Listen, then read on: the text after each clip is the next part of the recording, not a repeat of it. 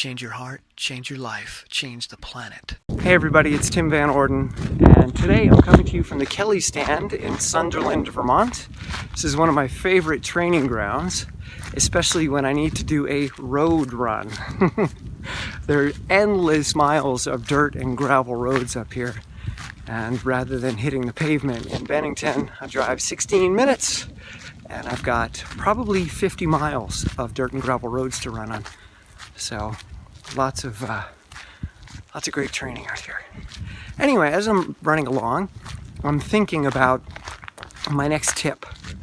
And a type of question that I get on a regular basis relates to the perfect foods to eat. Is it kale? Is it spinach? Is it mango? Is it blueberries?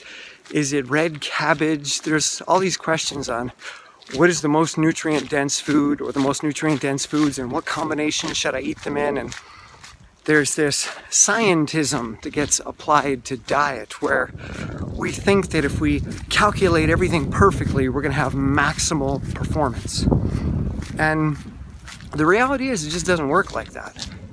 But there are a lot of people that make a lot of money marketing that type of thinking to you as they sell supplements and diet plans, recipe books, etc.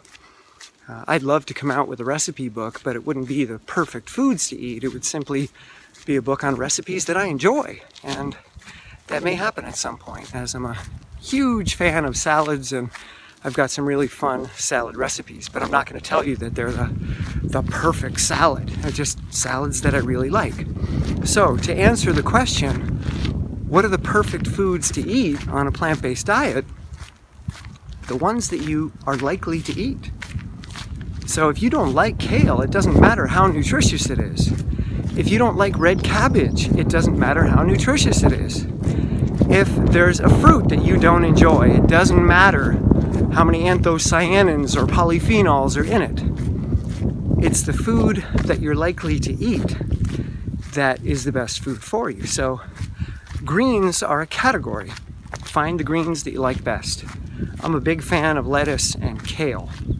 I don't like spinach all that much. It makes my teeth itch. So for me, lots of lettuce, lots of kale. Lots of lettuce, LOL. And as far as fruits, I'm not a fan of all fruits, so I don't eat all fruits. I eat the fruits that I like. And same with beans, same with grains.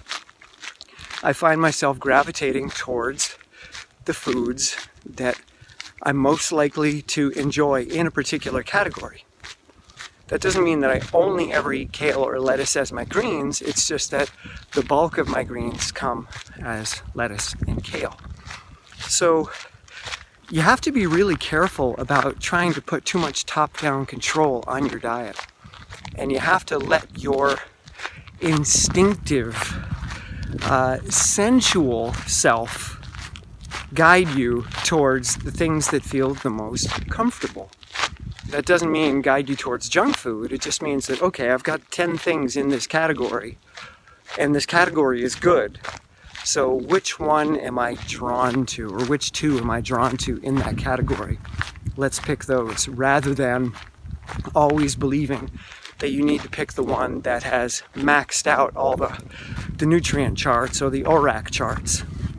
Because if you don't like it, or if it's expensive, or if it's hard to find, or if it spoils easily and it's hard to keep, it's not going to become habitual for you. But if you let your instinctive agent make the decision within a category, you're much more likely to stick with it. So be careful of top-down control. Let the bottom-up get into the conversation as well. So top-down, create the category. These are the choices in the category, and then let the bottom-up, the more instinctual, sensual part of you, choose what you're going to eat. So back to my salads. My salads are not broken down by what is the most nutrient-dense combination of foods I can put in the salad. It's more of which foods within certain healthful categories do I like in combination in my salads. And those are my salads, and they're incredibly enjoyable. So I never get bored of them. I never feel like I'm forcing myself to eat them. And I never cringe and try to just chug it down like I used to do with certain juices that I would drink. I would make these crazy nutrient-dense juices, but God, they were awful.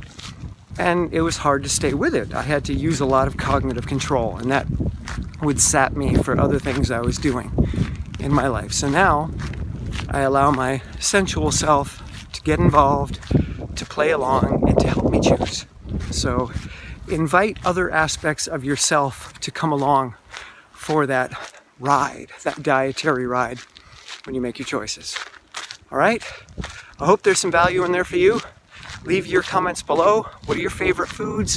What foods do you gravitate towards? And what foods do you think you should have, but you really struggle to incorporate them into your diet? And if you like this video, give it a thumbs up. If you like this channel, subscribe and click the bell to get the updates. And come on over to Patreon, $1 or $2 a month, and you help me produce more content. All right, I'll see you soon.